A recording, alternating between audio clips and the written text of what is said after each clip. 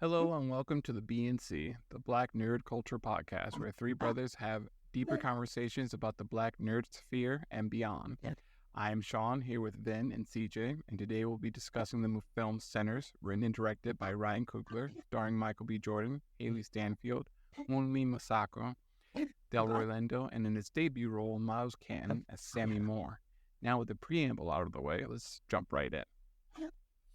Okay, so first off, I just got back from seeing it, and it was a phenomenal film. Mm-hmm.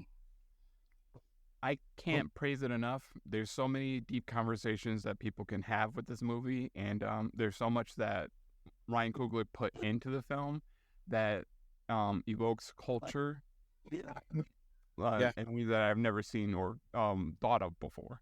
Yeah, Not I mean, just it Black was just, culture. absolutely. It spanned. It was a love letter to music as a whole, amongst every culture, not just the Black culture. Yeah, right. Because he touched on every that scene. Yeah, that scene was amazing.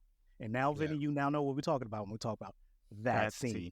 Yeah, that scene was so fucking powerful. Yeah, and I'd like to touch on that more later because I could just go off and off and off. Oh, 100%. But talk about that. Just like this was a masterpiece by Coogler. Like every movie he's done has been rated fresh, and this is just an cherry on top to his career. This is just amazing. And this is what is only, I think it's fifth feature film. Yep. His fifth film, his first original piece. Yes. Outside of any true stories or because anything. Station is based on a true story. Everything else was based on something else, somebody else's literature, somebody else's IP, whatever you want to call it. This is his, wholly his. Yes. Yeah, and it was amazing. He brought in so many heavy hitters, and not just on screen. He brought in Ruth Carter again for the costumes. He brought in Ludwig Göransson. Did I say that? Ludwig Göransson. He's worked on amazing. Film with Black Panther and now the Black Panther album. Yeah. Because I had that. I was like, what the hell is Ludwig Göransson? Ludwig deep. Ludwig used to work with Childish Gambino. I've known Ludwig's name for quite some time. Yeah. Oh wow, I didn't know That's that. pretty cool. Ludwig deep in it. He's a cousin. Yeah. Oh, and the cousins. That was a dope line. Yes. That was a dope line. But yeah, Ludwig is deep in it. But there is just so many people behind the scenes that, unfortunately will probably get, dissuaded because everybody sees what you see. But I can't remember all the names that I saw. But yeah, the people that were behind the scenes did so much for this movie. Yeah. He picked a huge support system there. It felt like a lived-in world. Yes. It definitely felt like a world that was lived in. So the world was a character, which I love when directors can do that for a movie and make the world a character. So it's not just you're in the main characters are in a world with cardboard people. No, everybody. This is a living, breathing 1932, post-slavery world. Yeah. Post-slavery, mid-Jim Crow world. Yes. Oh yeah. And you felt it, and you could. I swear, I watched it in IMAX. I don't know about you. Yeah. Oh, you bastard. Yeah, I watched it in IMAX too. For the second I had watched it in IMAX. Yeah. Huh? You said what? I watched it for the second viewing in IMAX. Yeah, you didn't see it on the first one for IMAX? No, Jessie wanted to watch it in standard because IMAX is too much for her. But I was like, I'm going to go watch it again. Now, see, the reason I didn't see it in IMAX is because our only IMAX theater closest to us is like 40 minutes away. And I was watching it on Sunday before going to work. I wasn't going, you know what I'm saying? And I was going to try and go this weekend, but things happened. So hopefully it's like still out in IMAX. I would 1,000% recommend it in IMAX. Absolutely. I want to see it. And what pisses me off, so clear. Yeah. What pisses me off, I want to see it in the 70 millimeter that he designed it for. But that's like in 11 theaters in the whole fucking country. I think they had it at I think they had it at the one I was in Milford. Because I don't think it was in 7mm. Not possibly not, but I could tell there were film grain spots. There were spots where you could tell the camera changed, and it looked like old school film grain. I hope they put that in the Blu-ray, because I'm 100% getting the Blu-ray. Yeah. Oh, absolutely. That is probably going to be the first piece of physical media I've bought in quite some time. Yeah. I think the last piece of physical media I bought was, I think I finally got my copy of Last Dragon, because I had bought one and it never showed up. And I finally went and bought it again. I had a copy of Last Dragon, but I think it was I might have left it with my ex wife. Sad. Super sad life. I did tell Melissa that I want Last Dragon for my birthday. Yeah. Oh, okay. Oh, fingers crossed. Yeah. But I've been following his career. I don't know about you guys, but since Fruitvale Station. I have not watched Fruitvale Station. I do not think I have the balls to watch Fruitvale Station. No, it makes you mad. It makes you That's mad. what I'm saying. That's what I'm saying. That's my issue. I've been following Ryan since Fruitvale Station. And I haven't been disappointed yet. I saw everything after Fruitvale Station. Saw Creed. Of course, saw Black Panthers. Yep. And saw Sinners. The reason being is because of my work environment. I am trying not to go into work with people that I work with and look like I want to knock them out. Yeah. So like, you know what I'm saying? You know what I'm saying? Like, I might do it. I'm probably gonna schedule some like actual like vacation time, because surprisingly I walked in with some good amount of vacation time. I'll probably like take a vacation that way. I have a few days to like get it out of my system. Yeah. And then I can approach work as work. I don't have to take Fruitvale Station in with me to work. I definitely recommend it. And like I said, I haven't been disappointed yet. And meanwhile, this whole time he's been working with Micheal B. Jordan. Like, they are very much. That's what I'm saying. They're a dream team. Yeah. Well, they I was talking to Alyssa about it before, and she said somebody had brought up like they're this generation Spike Lee and Denzel. Yeah. I did see a meme that they said they want to do someone has suggested a Grindhouse situation with Ryan and Michael and Jordan and Daniel Kaluuya. That would be pretty cool. I'm like, yo, I'd be there. Yeah. I thought he was going to be in this one because I saw him on the red carpet with they just ran into him. Oh, that was a completely organic. They just ran into him and they all hit that pose. That was for anybody who doesn't know, it's a pose black men make with the fist in front of the groin area. And I mean, it's not fist, but I mean you close the clasp hands. Clasp hands in front of the groin area, almost like it's almost like a Black Power stance. I mean, I think it's supposed to be like belt area, but groin area. We got long arms. Same difference. But yeah, it's the post up. I mean, right? It's the post up thing. If you don't know what pose you're gonna do, that's what you hit. Yeah, right.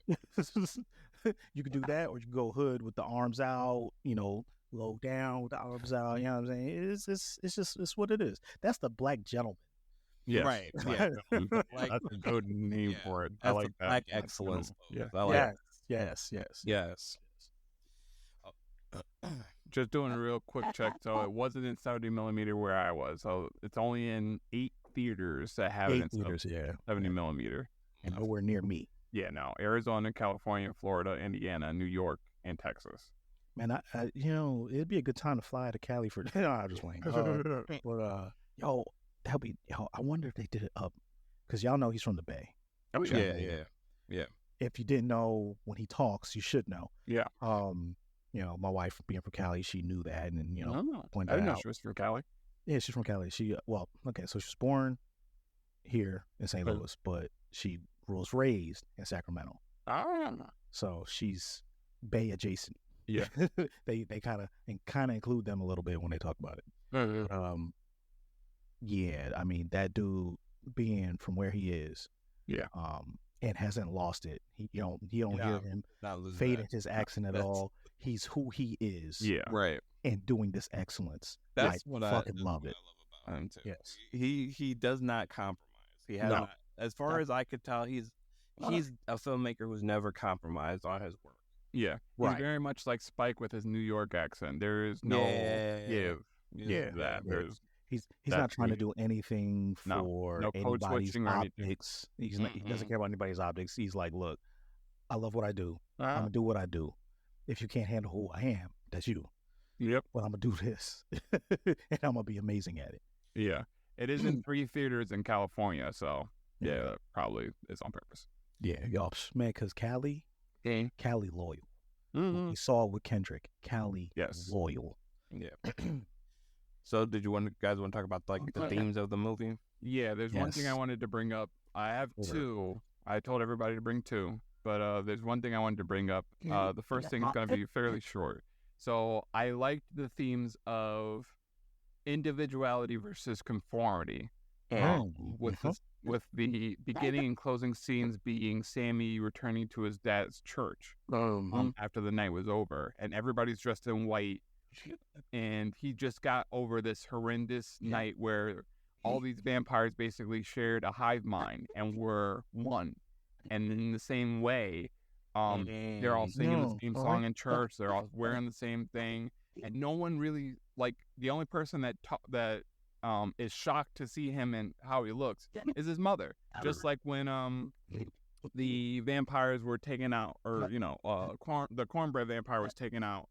The one of the guys, and he was just So what happened in the scene was they mistook him at one guy laying in a blood pile, and and they had alcohol.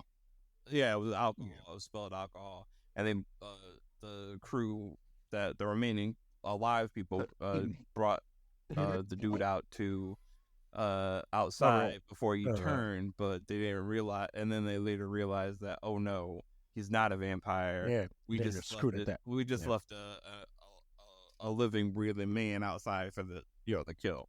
Yeah. By the way, super heavy spoilers if you didn't already know. Spoilers. I mean, so many spoilers. Shit, we should have said that from the jump. If you didn't know this coming in, if you didn't know this coming in, we're talking about sinners. You didn't know we were going to spoil it. Come on. Yeah, we're going to put it in the title as heavy spoilers. Just saying. Yeah, let's do that. Because you know, as in the nerd culture, we hate spoilers. And then there's those assholes out there that just like to spoil everything. I don't get it. But anyway. Absolutely put that in. Yeah. They'll be getting it now, 12 minutes in, but still, it's going to be in the title. I'm saying. Yeah. All right. I like the theme of what's saying the conformity. I didn't even really pick up on that. Me either. I didn't get that one. And that's an excellent point, because even in the light and so Sammie is trying to find his way in the world, and there's this side where the juke joints are calling his name, but his father, who's a preacher, is telling him to stay away from it. And I like that Sammie chooses gray. Yeah, he doesn't choose the light or the dark. He stays in between. Like, I'm sure he's still he stays alive throughout. He lives a long, fruitful life as a blues musician, and he looks. It seems like he has a fruitful and happy career. Yeah, but I don't. I also don't think he was visiting juke joints again. You know what I mean? You know what I'm saying? But I do stay out there. I mean, he had. Well, the thing is that for him to become the musician that he was, he had to go to juke joints, because I just found this out recently. But juke joints were the places where people got their names. Well, yeah, absolutely. If you watch, what was it? Not the Little Richard story. It was but Little Richard was in it. It was right? Shit, I just saw. Yeah, that. Right. If you watch, right? Thank you. They literally go into that. And, Jamie Foxx is Ray. Yeah. And so he didn't just choose the gray; he chose himself. That's what interesting. And he chose not to let go of the weapon that saved his life, literally. Right. Yeah. He chose not to let go of the weapon that had so much trauma with it, because it was the twins' father's guitar. Yeah. Even though they stacked bullshit on that one. Yes. he chose not to let it go, and he chose himself over conforming to what his father wanted. Even what everybody else wanted, the only person that really believed in his ability, or actually the two people that believed in his ability were Delta Slim and Stack. I mean, Smoke did, but he warned him off of it. He wanted him not in the juke joints. Yeah. Well, yeah, but he didn't want him around that. If you want to say, if you want to do music for the church. He did say that. Exactly. Oh, yeah, he did say that, and he did say, and I loved that Coogler added the Black Town. Yes. Oh, I love that he brought that in there. Yeah. But and I love the crazy that crazy line, man. Chicago ain't done, but what was that, Alabama? Yeah, Alabama. Chicago ain't nothing but Alabama with tall buildings. Yeah, that was deep. And that, exactly, because it's the same hate you could find out that's in Alabama, that's so readily available in Alabama. You could find that in Chicago too. Yep, and that's basically what they were saying. Exactly, yeah.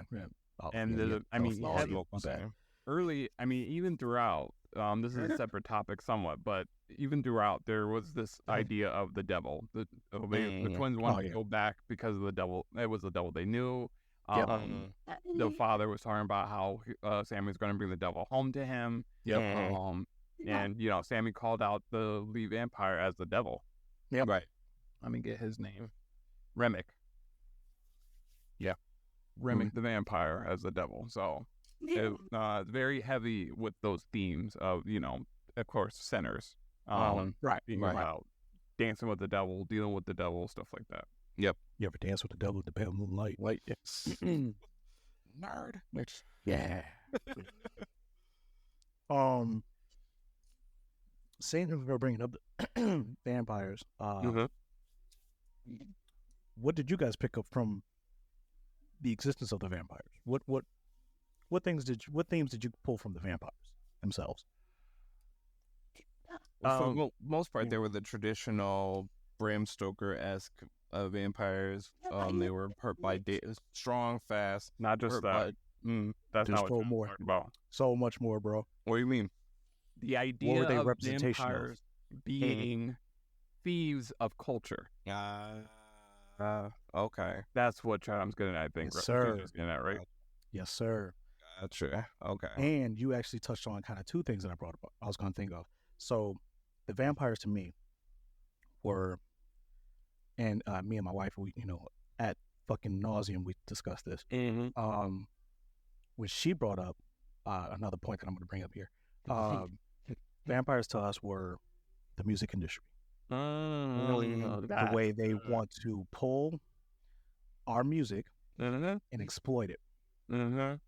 Right. They were also, of course, sorry, people might be mad, tears. They were white people. They were they were the ones that were just pulling. They wanted what he said. I want your stories. I want your he pulled all that. And what my wife pointed out was, if you noticed, at where the lead dude showed up first at the clan house, there were vultures in the air. Yes. Yeah. Oh, yeah. There's vultures over the thing. Culture vultures. Yeah. Yeah. There were also somebody else pointed this out, that there were vultures over the juke joint too. Yeah, that's what I was talking about. The other. That was the second. There was the juke joint and the clan house. Yep. Yeah. I think that was just the omen of death anyway. True. I mean, they but I think it's just so many layers to it. Yeah. Sure. That's probably it. Yeah, the death was about to come. But I will say this. So at the end of the movie, it's revealed that or towards the end of the movie, it's revealed that the twins Smoke and Stack bought the mill that served as a juke joint off of this clan member. And I will say that part of it was also because the Remick seemed like he was from Ireland. Yes. Because he does one of my favorite songs actually is was it Road to Dublin? Yeah. Not just that, he had doubloons too, or Irish doubloons. Yeah. So I also like the fact. So yes, culture, but the thing is, Irish have their own culture, own music, and their own culture. Not only that, right? But the way that he was talking throughout the movie about banding together and stuff like that, because the Irish were oppressed as well when they first came to America. Yes. So that, and I could tell he didn't have any love for like the KKK or white supremacy or whatever either. No. Yeah. So I like the fact that he was trying to pull them in to his world by saying, these people are gonna hate you. These people already hate you. I'm trying to make a conglomerate. I'm trying to make a community here, even though it's an evil people eating community, Right. And it made it, it was honeysuckle words, it was a honeypot. Yeah, it was a honeypot because they could have had community with Remick, but also they would have had to do some terrible things and give up their humanity just to be in that community. And conform. Right, and conform. But the people who made it, seem like a good idea or made it feel like a good idea for some of the black characters was the fucking KKK. Yeah. People like the KKK and shit like that.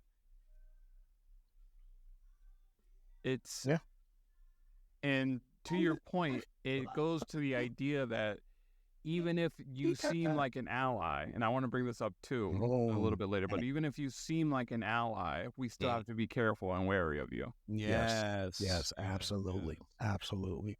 And not just that, notice stuff went off. The stuff could have gone off with Cornbread too, but stuff first started going off when Mary, Hailee Steinfeld's character, went and tried to straddle the fence, tried to be worlds. Man, listen.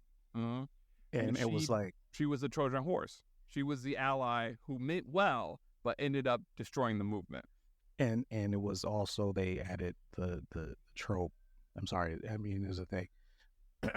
It's a historical thing. The man fell for the white woman who brought on the chaos. Yeah. Listen, we're going to be unapologetically black here. Yeah, it's just what it is. And I got to commend Hailee Steinfeld. She did an amazing... I think everybody did a great job. Yes, they really did. Jordan, but Hailee Steinfeld, she was amazing. Miles Canton stole the show out her. Yeah. Oh, he did. I love... First off, I didn't expect that voice to come out of that dude. Hell no. Deep. He's from Brooklyn. Voice. Yeah.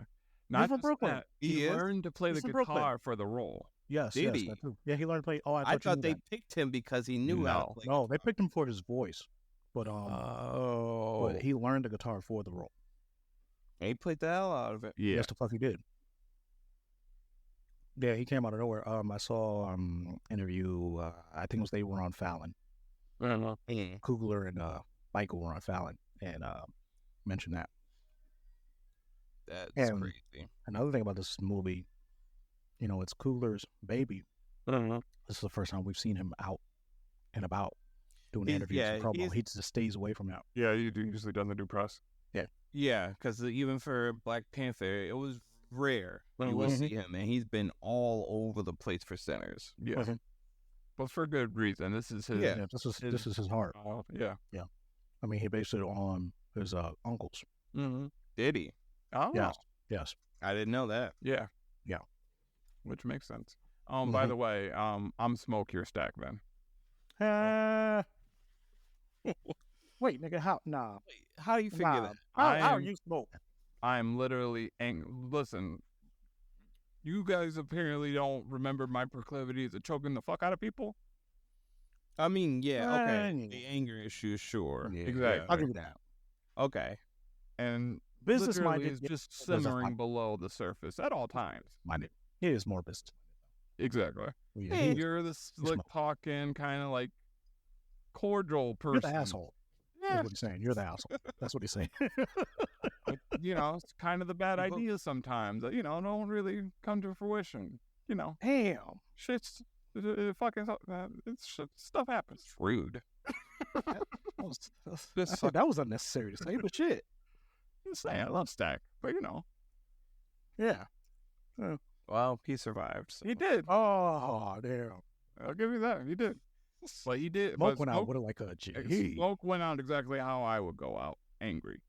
He went out. Taking as many people with me as I can. And did he take them? Yes. Yeah. Shit. Yeah, when he died, I was like, "Yep, that's me. That's me right there." What was fucked up was that he couldn't roll a cigarette. Yep. That was a deep little thing there. He's still missing his brother. Yeah. Yeah. Another theme I wanted to talk about was the music. Yes. And how the music was a character. There was far a few scenes between you that didn't have music. Yep. And when I watched they did the 20th anniversary of Revenge of the Sith. And I watched that last night. And it struck me because a lot of scenes that I thought had music didn't have music. And it also made the world so quiet, and you could tell like there was no really life on the set of the movie because it was so quiet. And Sinners is completely, not that they're in the same or anything like that. I'm just talking about movies in general. But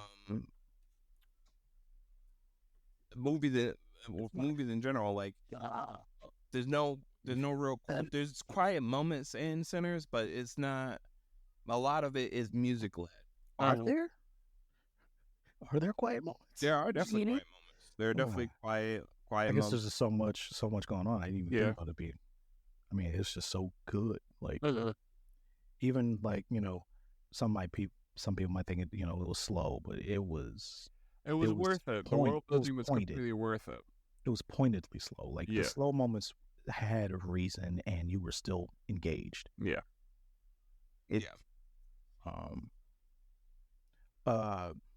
I figure if we're gonna talk about the music, we just need to go to that scene, bro. Yeah. We just need to segue right into that motherfucking scene. Yeah, I think that's a good idea. What CJ's talking about is there's a scene where Sammie. The scene. Yeah, where Sammie is playing. And it actually leads back from the beginning. The beginning of the movie, there's basically like a voiceover, and it talks about how music can connect us with the ancestors and connect us with the future as well. So Sammie starts to play in the juke joint, and he starts to sing, and all of a sudden it was more saying that music can do that, but also that there was a belief that I think it was each generation, or there were just people that had the ability to through music could connect everybody with past, present, future. Yes. Okay. Yeah. There were certain. Yeah. It did speak about how certain individuals were like a vessel for music, and how it can connect people to the past, the present, and the future. And so Sammie starts to sing, and he starts to hit a rhythm, starts to sing a blues song he wrote for his father, and he starts to connect with the ancestors. You see like people from Africa playing drums and dancing traditional African dances and wearing traditional African garb. But not only that, but you also see people from the future, DJs and b-boys and stuff like that. And also, because there's two Asian characters that play a big role in the movie, you see some people from their culture and doing their cultural dances. And you saw tribal dancing. You saw it was getting active in the Cali shit. Yeah, there was Cali dancing. The twerking didn't even bother me. The twerking was fucking a part of it. Yeah, and then DJs and the black rocker. Yeah, the black dude on the electric guitar. Yeah. It was an amazing scene. And what it culminated to, which was freaking beautiful. I don't know if you guys were going to touch on this part. The roof. Yeah. The roof was on fire. We don't need no water. Let that motherfucker burn. It burnt down. Yep. And we were back around the tribal fire. which really connected. Like, no wonder we, had that whole term about the, burn the place down, have the roof on fire. It connected that. Like, that's always our fucking roots. We didn't fucking really know it. Not only that, I like the idea of the fire being from Remic's point of view. Him seeing them burn, like, around or inside of this building that was on fire, basically destroyed. So he did see that when he was looking for him. Exactly. So that to me is like that's another layer. There's the layer of it being part of being around the campfire and stuff like that and sharing the story, but there's also the layer of destruction. Yeah. That, the Europeans colonizers brought. There's also a scene where I was talking about before where Remick sings the Rocky Road to Dublin, and they're all his vampire spawn are gathered around him and singing along with him, and it kind of invokes the same thing, but a little bit, but they're all covered in blood. It's a lot darker, version of what happened with Sammie. So in his own way, Remick's a storyteller in the same vein. Yes. Right. Yes. He knows he could have reached a bigger audience, reached more people with Sammie in tow. Yes. Yeah. Yeah, exactly. You're absolutely right. Absolutely. Music was a huge part of this story and a part of the movie in general. And it was its own character. I mean, he made the movie for the music. Yes. The vampires and shit they're extra. It was about the music. It was about the blues. It was about our connection to the music. Yeah. It definitely reminded me of Barry Gordy's Last Dragon. Yeah. Which was a music video around a martial arts movie. Yeah. And honestly, it was a music video as well, but it was also which its cheesiness is in of its own tribute to the the fucking movies we had back in the 70s, the fucking martial arts movies we had, and the black exploitation films as well. Absolutely, and it tied those in together, and it was just that's why it's one of my favorite fucking movies. Always going to be. But it's something that we might touch on in a future episode as well. Yeah, we should. Yeah. I got to run that back anyway, so we'll do that. Just let me know, and I'll just go ahead and run that back for that. But like Coogler absolutely wrote a love letter. In this movie. One thing I love is that he's bringing to the forefront that everything in music today stems from the blues and stems from Africa itself. That's something we brought over. Delroy Lindo's character, Delta Slim, tells Sammie that, the blues is ours. We brought that over from Africa. Yeah. But I also like the point you made before. They gave us their religion, but the blues, we brought music from Africa. It was one of the only things we had and that we brought from Africa. Yeah. So, and the blues is a precursor to a lot. Country music, rock and roll, hip hop. Which is another reason for that scene. Right. It's connected to everything. From the blues, And then there's and if you go to hip hop, there's Asian influences, the Wu-Tang Clan. Yes. You know what I mean? So I like that they also tied in the Asian characters and their heritage into that scene as well, because we've also used a little bit of Asian people have used some of our culture, and we've also used some of theirs. Like without martial arts movies in general, there would be no Wu-Tang Clan.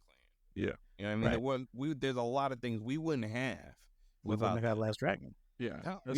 Aside from the racism of colonialism that's permeated both societies, we'd have a very reciprocal relationship. Yeah. I agree. And I love those characters because it showed how, we there is a divide in certain communities, but they were also allies. They were they were going through the same shit we were, and they were there. I mean, they were running the two major stores. Which was kind of stereotypical, but I mean, it is what it is. They you make a living. Yeah, make a living, and they were a part of the community as well. They weren't just making money off of us; they were part of the community. And they spoke their mother tongue, but they also spoke in very deep Southern accents. Yeah, as well. They were there. They were living there. They were in the community. So they weren't just spectators of the community. They were there. They were invited. Exactly. They were at the juke joints. They were at the cookout. You know what I mean? Right. So it showed the camaraderie, I guess, if you want to use an odd word for that, between the cultures in that aspect. That's a good word. Yeah, definitely. Because now things have evolved, and there's a lot of separation and shit. But I think it's the point for Ryan doing that as well. Is like it was once just a big ass community, and we could get back to that at some point, possibly. That's a political thing that I won't get into. But I mean, I love the fact that he showed them in there like that. Yeah, definitely. They were there. They knew the shit. You know what I mean? They already knew, and the fucking haggle between Smoke and them was fucking dope. Yeah. And that, I gotta bring up that fucking little scene with Smoke with the motherfucker trying to steal from him. That was hilarious. Yeah. Oh, that was great. You should one scene where Michael B. Jordan's Smoke character, he tells this little girl to watch his truck that has booze on it that they brought from Chicago, and so while Smoke is interacting with the two other characters, Grace and Bo, she starts to lay on the horn, and there are two black people trying to rob Smoke's truck. Shit. And he comes out and shoots one in the leg as they were trying to get away. He's like, shot him in the ass. He shot him in the ass. I'm sorry. He did not shoot him in the leg. He shot him in the ass. I saw a leg, and then he said ass. But yeah, he shot him shot one character in the ass. No, he shot him straight in the ass. Shoots one character in the ass, and then they have a conversation. The old boy's hands up in the air, and then the other guy who was trying to rob the thing, he was gets shot in the leg. He's like, "What the fuck did you do that for?" What was hilarious was the look he gave him. He kind of looked aside like, pop. Yep. Like, should I? It was the same thing. Might as well. And basically, Michael like Smoke's response was, reputation. Yeah. You can't say somebody walk off that they actually almost stole something from the smokestack twins without a limp. Huh? You know what I'm saying? So that was great. Yeah. Also like how it showed Smoke's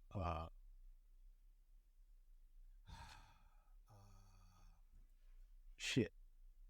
His damn, I'm wasting tape card for the goddamn word. His mental basically. When he could have cheated that little girl out of money. Yeah. But he made sure she got paid right and made sure she learned how to get paid right. Yep. Yeah. He dropped knowledge on that. He dropped gems on her. He wasn't just trying to screw her over. And something in his character. There we go. Yeah. Fuck. The thing of the word character. It's crazy. A lesson that she could take it to the future. Exactly. Even though, they're gangsters or whatever, there's still a code to them. Yeah, I mean, when he first got there and he asked if the little girl knew of the Smokestack twins, and she said yeah, and he said he smoked. She backed up. Yep. She knew his reputation. Yeah. Oh, he's like, no, I'm not here for you. Also, and with them being Smokestack when shit was going left, how their names, their real names were called out. Yeah. Elias and Elijah. Mm-hmm. Yeah. Shit. Something else I wanted to bring up. Oh. Smoke's on-site reactions. Like, shit happened. Like, just like when dude tried to steal him. Pop. When he almost got his arm taken. Oh, yeah. Yeah, I ain't never seen somebody got shot in the face so fast. Yeah, so in one scene, Cornbread tries to pull Smoke outside of the juke joint because the vampires can't get in with the juke joint without an invitation, and Cornbread gets turned. So he tries to pull. So Cornbread's like, "Well, you need to pay me," because they don't know if he's turned or not yet.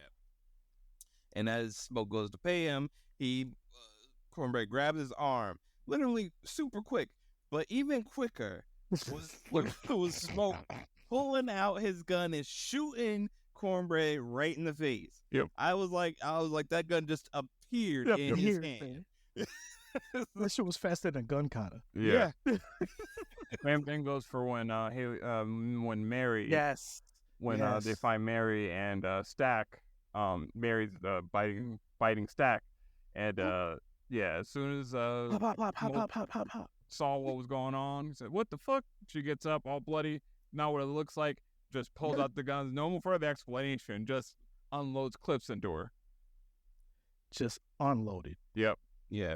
Smoke Double was clips. very no nonsense, whereas Stack was the more slick talking, double dealing kind of character. Yeah. And they kind of showed that with his use of the knife too. Yes. Yeah. Bit. Instead of guns, he used a knife.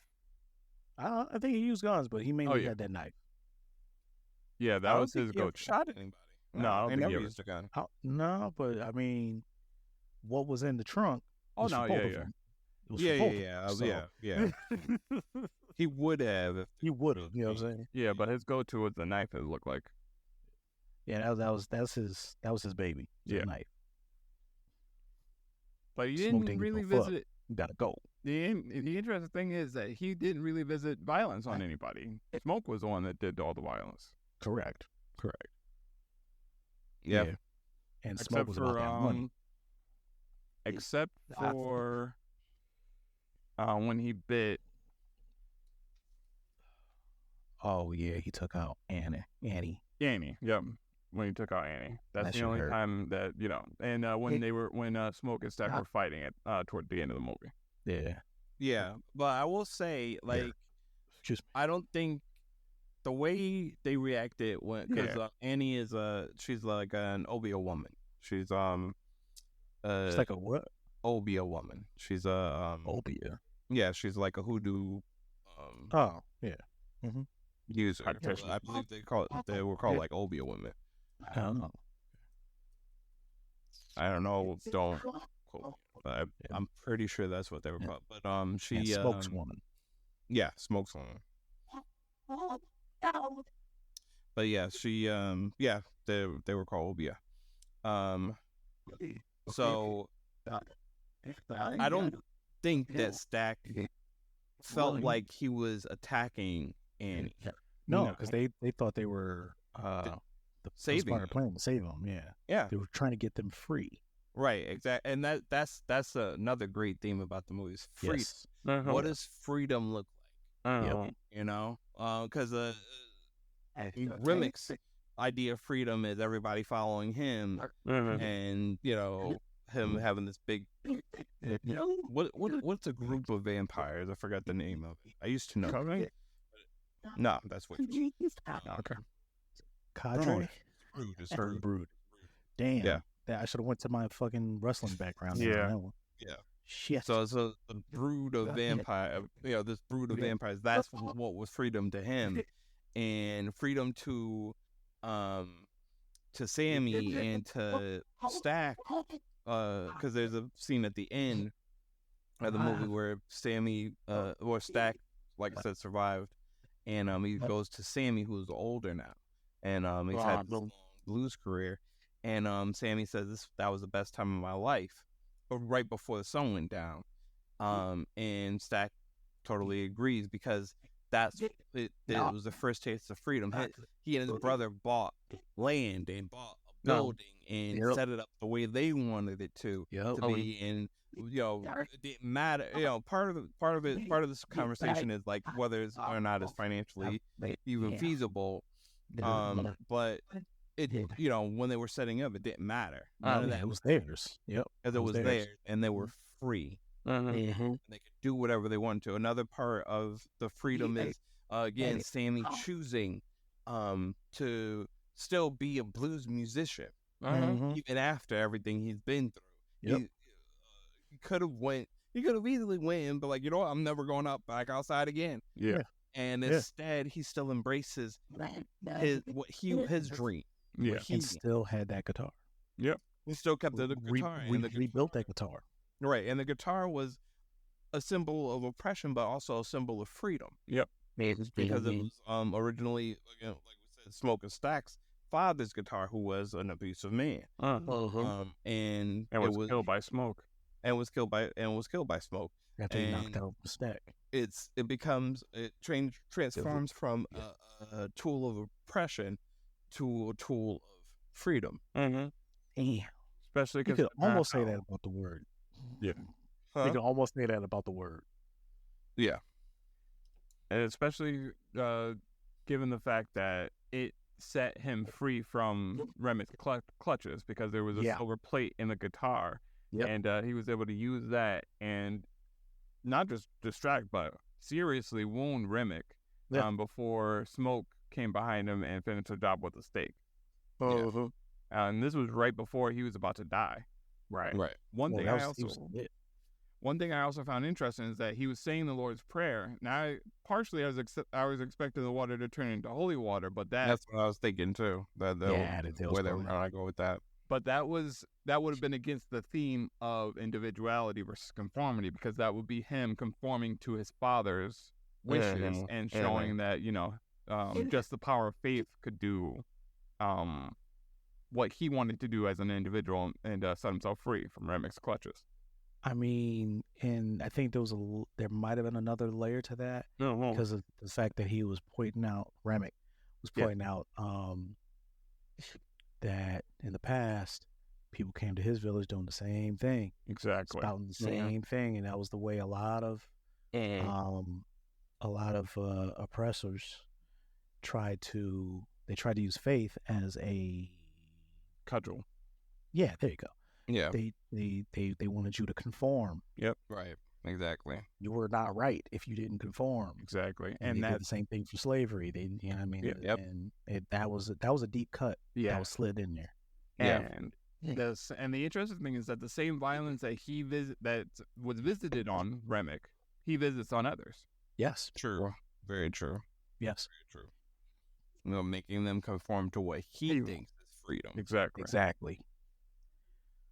So it's a perverse version of what they did to him. Well, not even perverse. It was, the same thing, just different avenues. Right. Yeah. I mean, and that instills the same way we kind of have to be curious about every leader, quote unquote, that comes out. Mm-hmm. Yeah. Where you're pushing your version of this. It might not be what I need. Exactly. Right. Yeah. Exactly. Because a good leader is supposed to be able to listen to the people who he want to follow him. I mean, that's absolutely great, and we stopped doing that.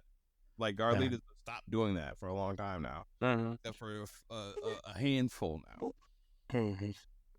So that's a quite interesting theme that part of the movie as well. There was also the theme of love. Yes. There was young love and old love, sibling love. Yeah, sibling love. That was all throughout the movie. It was so I was walking out of the theater, and these people are discussing the movie, and they're mad at Grace's character, one of the Asian characters, because once she finds out that her husband Bo has been turned, she is done. She hits the fucking wall, and then they threaten their daughter, and she absolutely loses it. And she does. She does the one thing that everybody's pissed about. Yes, like Mary did the one, and then Grace him up to the second one. I was like, come on now. Yeah. But at the same time, I get it. Like she had nothing to lose. She had nothing to lose, but also her goal is to stop them from getting to her daughter. Because they could have anybody else. Because if it weren't for his desire, Remic's desire to get Sammie, they would have gone into that town, right, and turned everyone, including Grace's daughter. Right. Who did she take out? Was it Bo? Bo. Yep. It was Exactly Bo that she took out. It Yep. was like she took one motherfucker out. Yeah, and with Bo to make sure that he didn't get to their daughter. Yeah. Right. Yeah. And so she took herself out at the same time too. Yeah, exactly. It was one and done because that's all she took out. Yeah, that was it. So from Grace's point of view, I get it. She was like, "Come on, you motherfucker!" Like that's one way to invite vampires. I'm saying, to invite vampires. I would. And how they all knew that that's what she was going to do was funny too. They was all trying to stop her ass. Like, what the fuck? No. Ideally, I would have liked to see them come up with a plan, but this wasn't that kind of movie. Yeah, it really wasn't. I mean, once the shit started, you knew nobody. No, it was gonna hit the fan. Yeah. Like they had a bunch of boos. I was like, why? Like rethinking it. If they were to be smart characters, they would have just dumped the booze in front of the door, had a bunch of Molotov cocktails, told them to come in, and then lit them bitches on fire. Yeah. But, and also the moment, passion, all that stuff.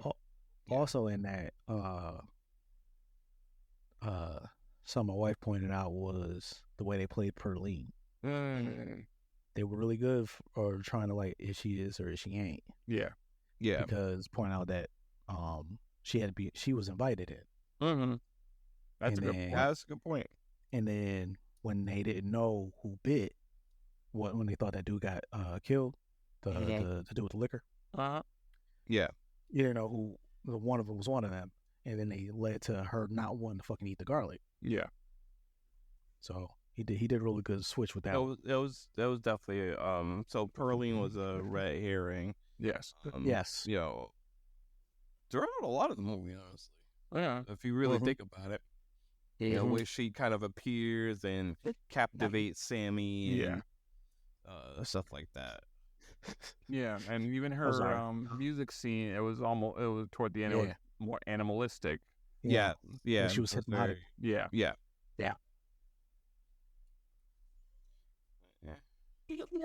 Anything else we wanted to discuss? Let me see. Brought up when smoke went out. I'm sorry, I'm going through my little list because I had a whole bunch of shit that I was going to bring up. You just brought up Perlene. Yeah, what better way to go out than taking out a bunch of fucking KKK members? And I mean, out. Yeah. Out. Absolutely. They landed one shot. Yeah. That was it. And then the freaking dude like, I have money. Yeah. Bah. Yeah. Not Bob. Lit his ass up. Yeah. Oh, yeah, that's right. He emptied. He emptied a Tommy gun. Yes. At point blank range, too. Yes. There was no chances. And I love how they used the shit in the beginning where the motherfuckers KKK ain't here anymore. Yeah. It's the same shit they always used to say. Exactly. Right. That was the same clue of, you're still there. And you could tell the twins didn't believe him. Oh, yeah. No, absolutely not. Are you guys twins? Nah, we cousins. Yeah. That was hilarious. Right. We talked about Miles because that was an amazing fucking voice. Came out of fucking nowhere. Mm-hmm. Hailee Steinfeld, right? Yeah. So I have issues with her because I remember her as a little kid. Yes. Okay. True Grit. Yeah. Well, I didn't see True Grit, but I've seen her in other shit. Yeah. As a little kid. And then, I mean, she did good as, although some people, I guess, I talked to somebody that didn't agree with her being Kate Bishop. But I think she did okay. Yeah. That line that she gave to motherfucking Michael was like, wait a minute, hold on, how old are you? Yeah. The shit with the fucking, you stole all that liquor from the Italians and shit, but you can't steal this pussy for a night. Yeah. That was a cold ass motherfucking line. Yeah. That was a cold ass motherfucking line. Yeah, some good lines. Yeah, she has some great lines. She if you don't get the fuck out of my face. Like, yes. How she was just there. She was family. Was part of the culture. She was family, as Annie said. Yeah. He's trying to say, I think you need to not be here and shit like that. And it's like, boy, if you don't fucking.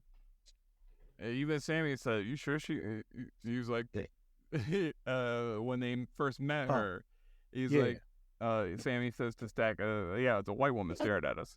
And I was staring at you.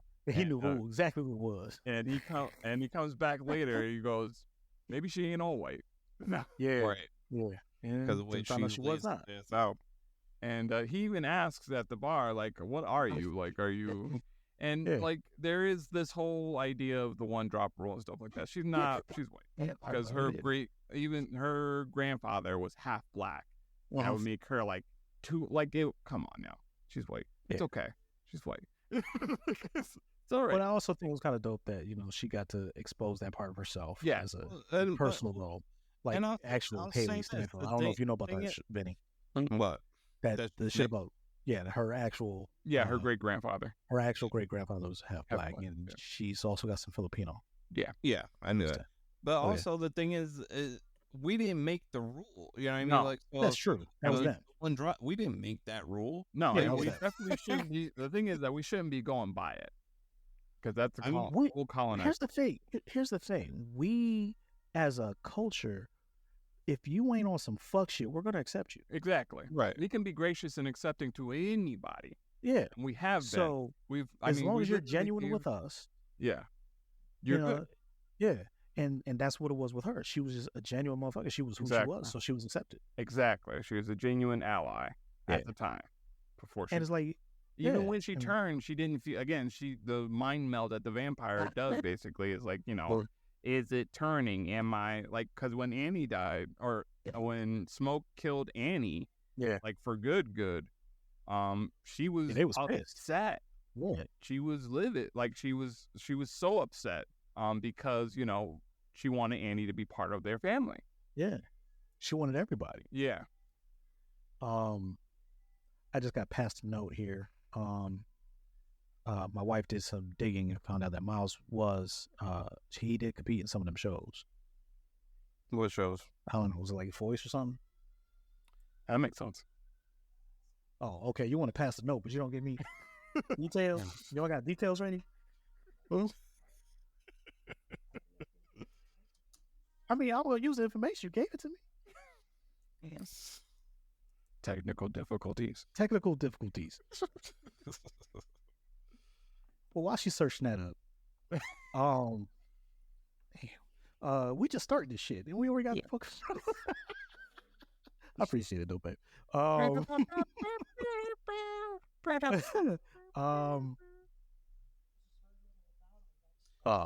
apparently he competed some shows. He was on Little Big Shots. Little Big Shots. He's been singing shit. Ellen DeGeneres. I remember that little shit. I do not. No, I didn't watch it, but I remember. I know its existence. Okay, so he has some time in it. But still, like this is his first role, and honestly, for the most part, like Michael B. Jordan, got the star also that Hailee Steinfeld, I think she got the co-star, but a lot of this was Miles' story. Yeah, this was absolutely was. This was absolutely Miles' story. Because the thing is, the only person that actually goes through an arc is Miles. Yep. He goes through a character arc. Because Smoke stays who he is. Dax stays who he is. Everybody stays who they are, except for Miles. Miles is the one who goes on the journey. Also, Senator Parr. I'm sorry. So apparently, Miles sang with Yolanda Adams. And her. Yeah. Gabrielle Wilson is the last name. Gabrielle Wilson. Yeah. So he's got some singing chops. Yeah. But this anyway that there was no idea that he had that voice when watching this movie. Yeah. Yeah. But sorry, go back to your point. I just trampled over what you were saying. Damn, bro. No, I was saying he, as for his first time acting, I thought he was great. Yeah. Oh yeah. No, he stole the show from seasoned actors, Delroy Lindo and although Delroy Lindo, Delroy was Delroy. Come on now. I love Delroy. Delroy was so good. There was a fucking one of their promo tour things, and it was Delroy, Hailee, Michael, Wunmi. I forgot the Irish dude's name. The guy that played Remick. I have him. Jack O'Connor. Jack O'Connor. Thank you. Connell. Yeah. There could be a racist thing to say, some right there, and I'm just gonna leave it alone. Yeah. and Miles. And there was a question saying who would make the best pastor, right? Mm-hmm. Everybody picked Delroy. Oh, He's like, what are you talking about? And exactly. I was like, dude, sir, every role you've ever played, every fucking monologue you've ever done was a sermon. I don't know. What are you talking about? Yeah, no. My question. His delivery is just immaculate. Yeah. It pulls you in no matter what. Yeah, Delroy did the damn thing. It's just there was no bad acting here. No, I didn't think so either. There was no shitty acting. Cornbread, the homie, he was the homie. Yeah. Yeah, there was no bad acting. Shit. Everybody great. Fuck, what was the father? He's an OG. Oh, Jedediah Saul Williams. Saul Williams. Yeah, he did his thing. One thing I wanted to bring up. Oh, Buddy Guy.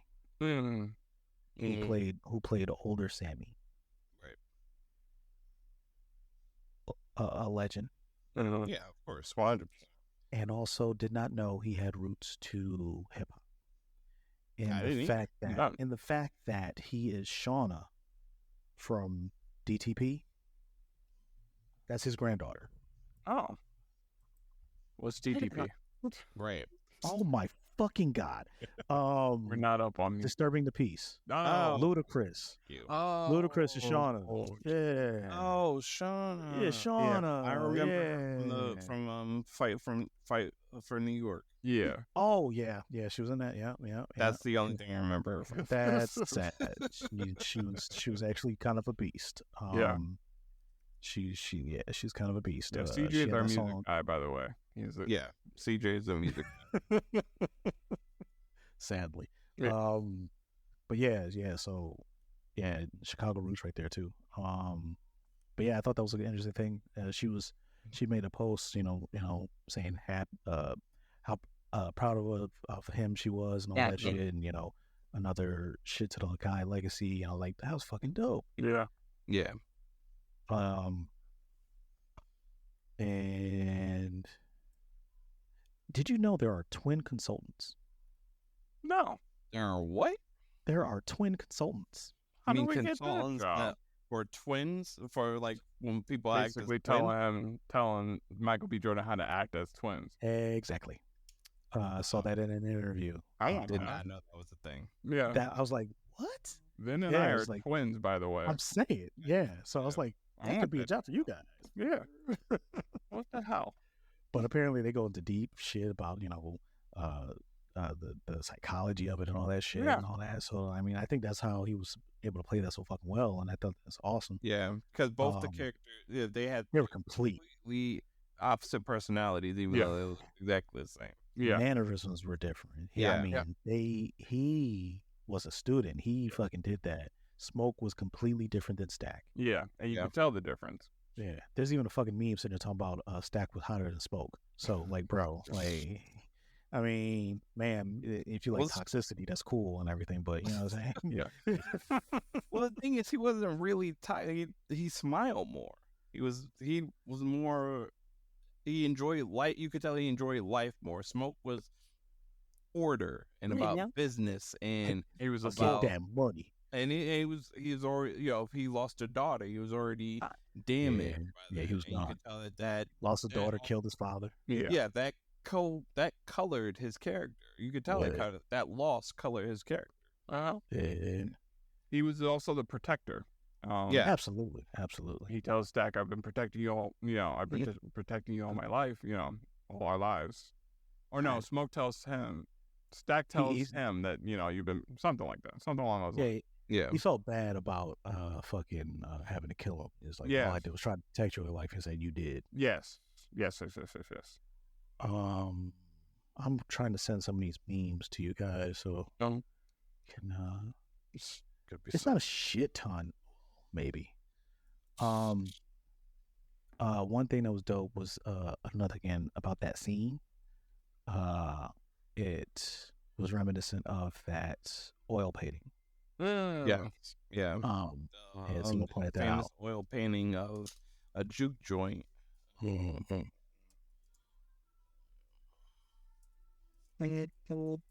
And Can't remember the name of the painting. Let's see so I can find it real quick. I think it's in one of my memes, but yeah, I'm sure it's on one of your memes. It's always part of a meme. But anyway, there's this famous juke joint painting that or jazz club kind of painting, that the scene that we talked about before, where Sammie is singing and brings back the ancestors, and that's just, it's reminiscent of that. I wish I could find the painting, but yeah. Oh yeah, I found it. Who's it by? Oh shit, that's a good question. Hold on, hey, do you remember who that painting's by? The famous oil painting. You my information for that. You're my information for that. You're my research on that. It's like I didn't want to be a part of this. Yeah.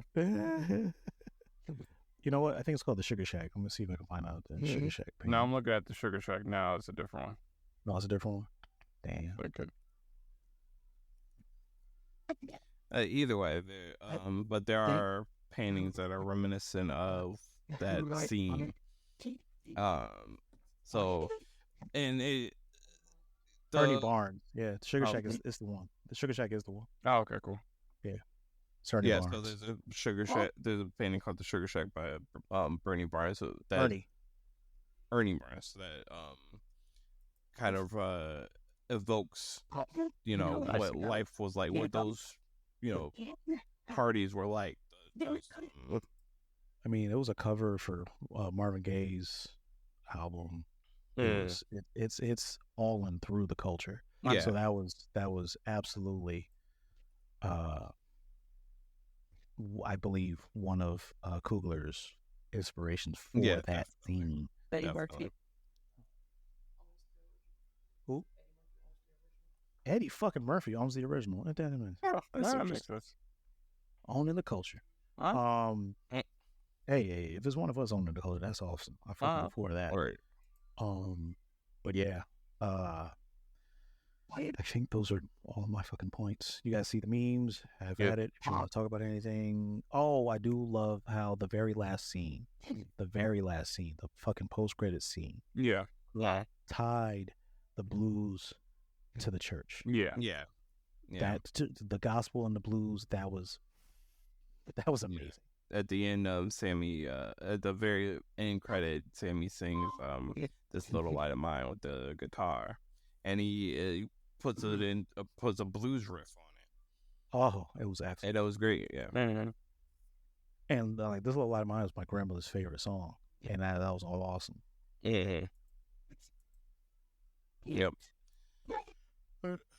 I think that's great. Is that it for us? Chatham, don't you gotta go? Yeah, I probably need to start going. One more thing. I love how they really affected the family on that set.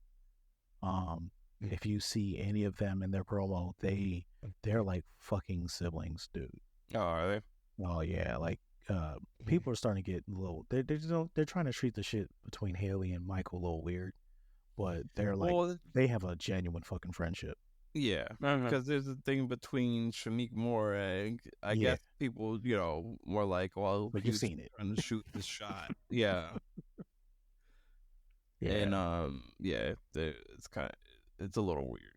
Yeah. But I mean, they're genuinely fucking friends. Like, they kind of came up in the films together and stuff like that too. Have they? Not together. I mean, in the industry together around the same age. They were both young actors. Yeah. Fair enough. Yeah. And honestly, I mean, you can't really compare the Shameik Moore shit with Michael because, I mean, they were voice acting. Mm-hmm. They probably never fucking saw each other. Yeah. Until promos. Okay, so before we go, I did want to do, I guess we call this like a hot take corner. So I got a hot take from one of the black anime nerd groups on man. It was a post by an anonymous member. Hot take is no skipping episodes allowed if you want to call yourself a real anime fan. Fuck you. I was like, yeah, I should sit through the boredom of the Bound arc and freaking man. Bleach. So painful. And to call myself a real fan. No. I did. So painful. Fuck filler. If you're a real anime fan, you know to dodge filler at all fucking costs. Right. Yeah. It's not my fault that they didn't pace this shit out enough so that the manga manga can catch up and get, or at least try to finish. No, there's no. And the filler does nothing to the story. The filler does nothing to the story. Literally. Nothing. And Bleach the filler, nothing of consequence. There is an episode of Mecha Naruto. I'm not watching that. Yeah. I skipped that to the motherfucker. I skipped that to the motherfucker. I'm not watching Mecha Naruto. I'm not here for Naruto with freaking robots. Come on. Dude, there's supposed to be like a variant of Naruto. And his name is Menma or some shit like that. And people were like talking about it like it was a fucking thing. And then I'm like, this character shows up in a filler. Fuck that motherfucker. I don't give a shit. I can't stand that. It's a filler. Yeah. Fuck filler. A hot take, kiss my ass. Yeah. It's fuck filler. Fuck filler. They got wanted God problems, that's all.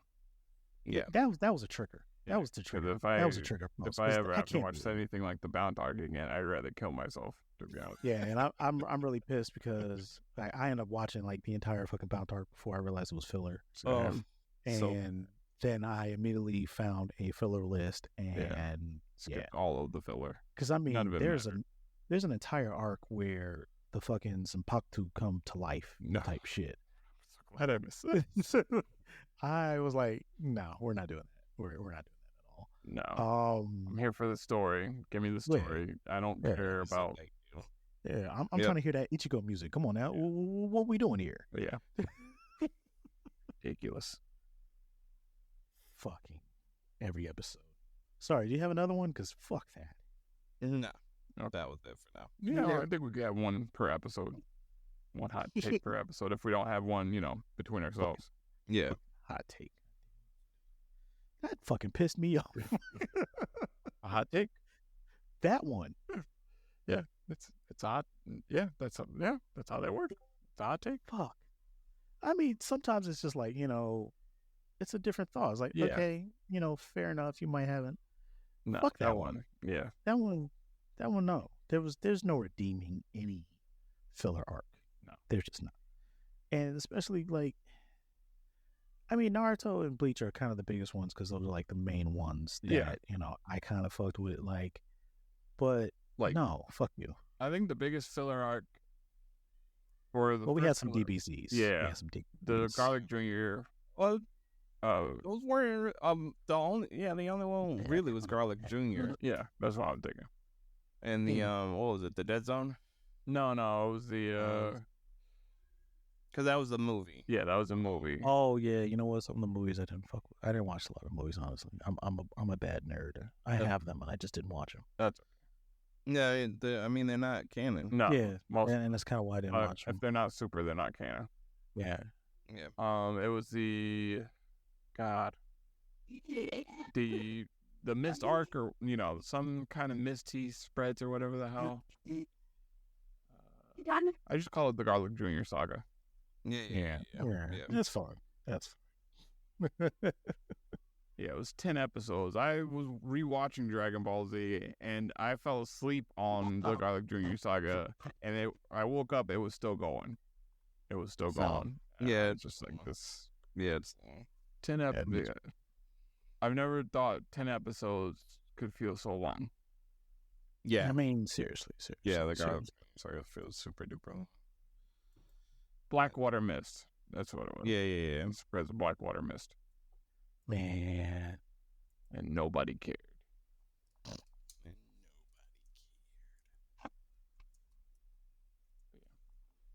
Out of those memes that I sent, the one with the "if I send you this, you wasn't invited" was fucking hilarious. All right. I think that's it for now. Yep. I believe that's everything. All right. So Yeah, I think so. Amazing movie to recap. Amazing. Agreed. Watch it as many fucking times as you can handle. Yeah, I'm definitely getting on Blu-ray. Absolutely. Watch it. Couldn't And more. and you guys know me, so for me to say watch a movie as many times as you can handle, Yeah, that says a fucking lot. You just not watch movies like that. I do. I watched a movie once. when I got out of it, I may watch it again another 10 years later. Movie like, right. You know what I'm saying? When I run movies back, it's probably at least 10 to 15 years. If moving right along was a person.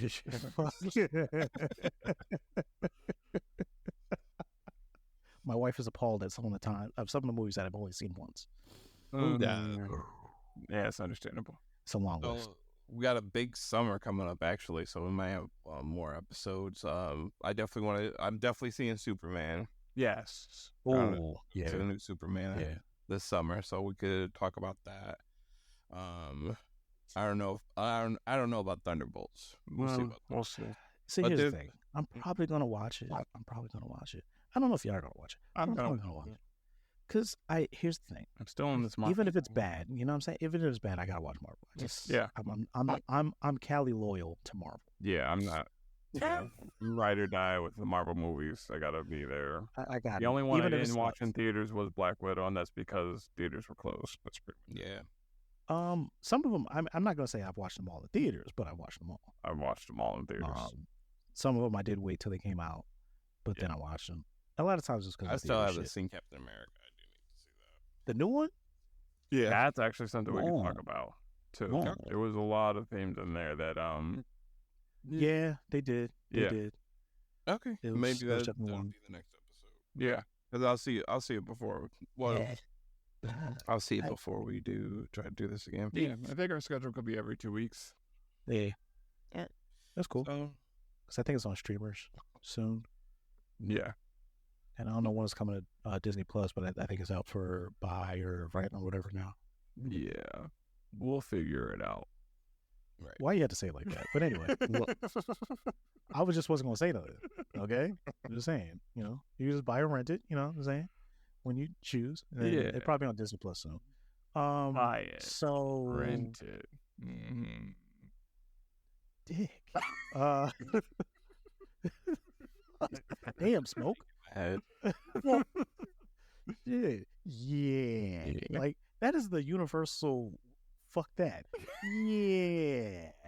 I have Disney Plus, so yeah. See, gotta have Disney Plus. I'll probably watch it on Disney Plus. Don't come for me, Disney. I want no problems. What's that? I gotta give it to Marvel, but there's some things in there. They definitely did. I feel bad for anybody who watched that and didn't watch Falcon Winter Soldier or the Incredible Hulk. Or the Incredible Hulk, yeah. Because, there was even shit that I fucking forgot about Incredible Hulk. Yeah, there's some. I was like, shit, I forgot about that guy. Oh, damn, that did happen. So many. Yeah. People are mad about the cherry blossom scene though. They thought it was really bad CGI. They had to reshoot. So no, here's the thing though. Uh-huh. I'm pretty sure that wasn't CGI. I don't think they're mad about the cherry blossoms themselves. What? Yeah. They feel like the cherry blossoms were all CGI. And I'm like, I think they were actually there. It's just the way the effect. Yeah. It's just the effect of the cherry blossoms. I don't know. Filming. You will. You will. You will. Actually, you know what? When it does come to Disney Plus, I gotta watch it again because I gotta see the first couple minutes because I was late for some reason. Yeah. CPT. Sorry. Yeah. All right. So. Yeah, that's cool. All right. Cool. So for any comments, questions, or if you got problems, hit us up at the bnccast@gmail.com. Like if you think you should watch all the fucking episodes of a fucking anime, talk about it. So for Sean, CJ, and myself, tune in next time on the BNC.